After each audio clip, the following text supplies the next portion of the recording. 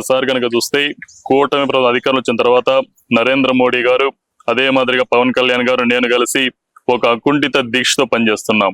ఈ రోజు చూస్తే రాజధానిలో చూస్తే నిర్మాణాలు వేగవంతంగా పుంజుకున్నాయి. పోలవరం చూస్తే 80% ఫినిష్ అయింది. దాదాపుగా అంటే 2027లో పోలవరం ప్రాజెక్టు పూర్తి చేసి జాతికి అంకితం ఇస్తాం. దాంట్లో ఎక్కడ దెర్ ఇస్ నో డౌట్.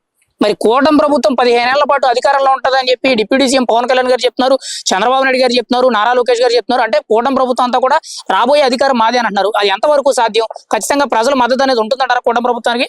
మీరు ఒకసారి కనుక చూస్తే 2019లో ఒక్క ఛాన్స్ అని ఇచ్చి రాష్ట్రాన్ని విధ్వంసం చేశారు. ఈ రోజు విధ్వంసం నుంచి వికాసం వైపు ముందుకు వస్తున్నాం. పవన్ కళ్యాణ్ గారు మా మిత్రుడు చాలా సార్లు చెప్పారు, ఈ కూటమి ప్రభుత్వం 15 సంవత్సరాలు ఉంటే ఈ రాష్ట్రం అభివృద్ధి పురోగమనం బ్రహ్మాండంగా ఉంటుందని. దీంట్లో ఎక్కడ మేమిద్దరం ఐక్యంగా ఉంటాం. ఎక్కడ ఏదైతే మిత్రధర్మాన్ని పవన్ కళ్యాణ్ గారు ఎప్పుడు పాటిస్తారు, దాంట్లో ఎక్కడ డౌట్ లేదండి. మరి 2029లో మేము అధికారంలోకి వస్తాం, అధికారంలోకి వచ్చిన వెంటనే కూడా రప్పా నరుకుతాం అని చెప్పి వైసీపీ ప్రచారం చేస్తుంది. దాని గురించి మీరేమంటారు? నిజంగా అధికారంలోకి వస్తే ప్రజలకు మంచి చేస్తారా, లేదంటే ఈ రప్పా నరుకులేనా?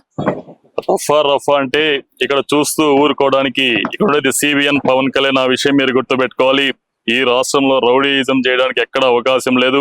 ఎవరైనా రౌడీయిజం చేస్తే వాళ్ళకి అదే చివరి రోజు అవుతుంది. దాంట్లో ఎక్కడ పోలీసు వాళ్ళకి పూర్తిగా స్వేచ్ఛనిచ్చాం. ఈ రోజు డీజీపీ గారు కానీ పోలీస్ సిబ్బంది కానీ బ్రహ్మాండంగా పనిచేస్తున్నారు. ఎవరైనా తప్పు చేస్తే రౌడీ షీట్లు ఓపెన్ చేసి పీడీ యాక్ట్ కింద జైలు పంపిస్తాం తప్ప ఎక్కడ వదిలిపెట్టే సమస్య లేదు.